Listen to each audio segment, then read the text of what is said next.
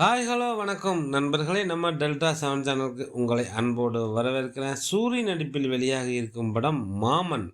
16/5/2025 அன்று டைரக்டர் பிரசாந்த் பாண்டிராஜ் இயக்கத்தில் வெளியாகி இருக்கும் மாமன் படத்தோட விமர்சனத்தை பார்ப்போம். இந்த படத்தோட கதையை லைட்டாக பார்ப்போம். சூரிக்கு ஒரு அக்கா, கல்யாணமாகி ரொம்ப வருஷமாக குழந்தை இல்லை. குழந்தை இல்லைங்கிறத சொந்தக்காரங்க ரொம்ப குத்தி காமிச்சு அக்காவை நோகடிக்கிறாங்க. ரொம்ப வருஷம் கழிச்சு அக்காவுக்கு ஒரு குழந்தை பிறக்குது. சூரி அக்கா குழந்தைய தன்னோட குழந்தை போல பாசமா பார்த்துக் கொள்கிறார். அக்கா மாசமாக இருக்கும்போது செக்கப்புக்காக அழைச்சிட்டு போறப்ப ஹாஸ்பிட்டல்ல கதாநாயகி ஐஸ்வர்யா லட்சுமியை சந்திக்கிறார். அக்காவே இவ்வளோ பாசமா பார்த்துக்கிட்டவன் தன்னையும் நல்லா பார்த்துப்பான்னு டாக்டரான கதாநாயகி சூரிய காதலித்து திருமணம் செய்துக்கிறாங்க.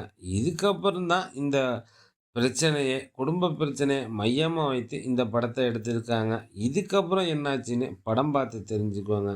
சூரி, ஐஸ்வர்யா லட்சுமி, சுவாசிகா, ராஜ்கிரண், பாபா பாஸ்கர், பாலசரவணன் அவங்கவுங்க கதாபாத்திரத்தை சிறப்பாக செய்திருக்காங்க. Cinematography Dinesh Purushothaman, music Hesham Abdul Wahab.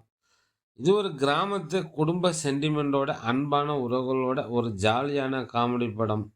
பார்க்கணும்னு நினைக்கிறவங்க இந்த படம் பாருங்க. ஓகே ஃப்ரெண்ட்ஸ், நம்ம டெல்டா செவன் சேனலில் வேறொரு கதையோட மீண்டும் சந்திப்போம். நன்றி, நன்றிகள் பல பல.